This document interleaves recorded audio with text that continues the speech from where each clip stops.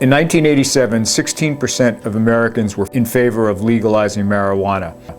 Today, 55% of the country is saying yes to the drug, with Colorado and Washington passing legislation legalizing the recreational use of marijuana, and with multiple states moving ever closer to doing the same. It's no longer a question of if marijuana be legal, but when it will be legal everywhere. I believe maybe as far as legally or for medical reasons, it's just going to get bigger. Experts across the country believe a green tide is sweeping over the nation, fueled by a number of factors, but most of all, the attraction of profits.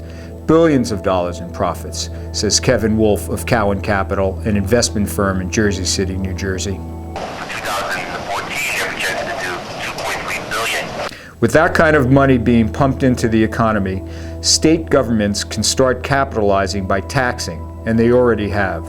Colorado expects to collect $184 million in taxes during the first 18 months of legalized marijuana. Where's that money going? The state's Joint Budget Committee wants to allocate more than half of that money to drug prevention and rehabilitation programs, including more than $45 million to youth marijuana prevention programs. To even today's college students, that's a good idea. You could use them for anything from anti-drug programs in the schools to just general education so the population knows more about what is going on. And legalized marijuana doesn't just mean taxation. It means regulation.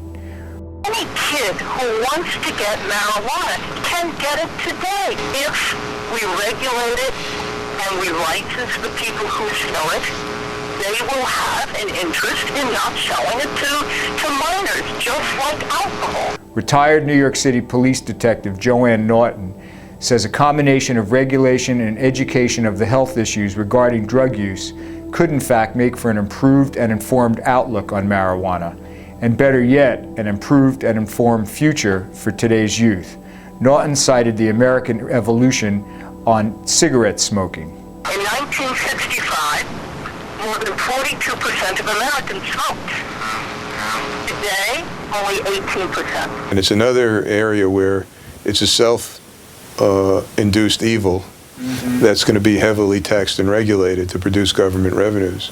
Gerald Benjamin is Associate Vice President for Regional Research, Regional Education, and Outreach at SUNY New Paltz in upstate New York.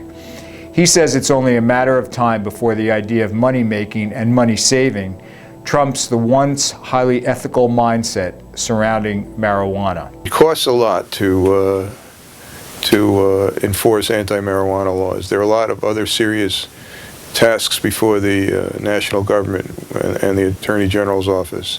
And if the political benefit of changing course diminishes and the fiscal cost is sustained or increased, even a relatively conservative president might just kind of not advance federal practice in a supportive way, but maybe not reverse federal practice. Is it happening that fast?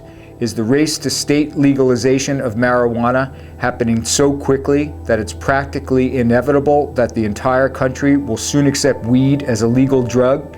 Benjamin says present times have never been more promising for pot. Barriers are coming down. The political advance work is being done in some places. The risks are being taken down for politicians, and the temptations are enormous. As for today's students, they too see benefits. From an economical standpoint, I feel like you'd be able to tax it, so it would be better for our country economically.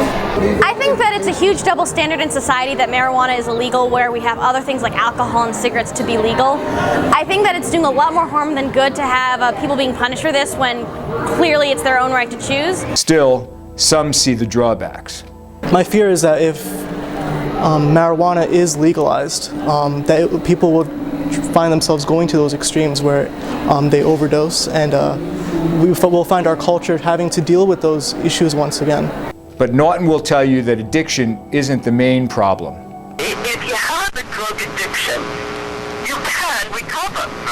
But if you have a conviction, a criminal conviction, especially a felony conviction, that's it, forever. Could education and regulation be the answer for potential addictions? Will marijuana users cope with the high tax on their product? How will police respond to a potential lift of possession laws? And what about kids? How will you educate your children about the risks of marijuana use?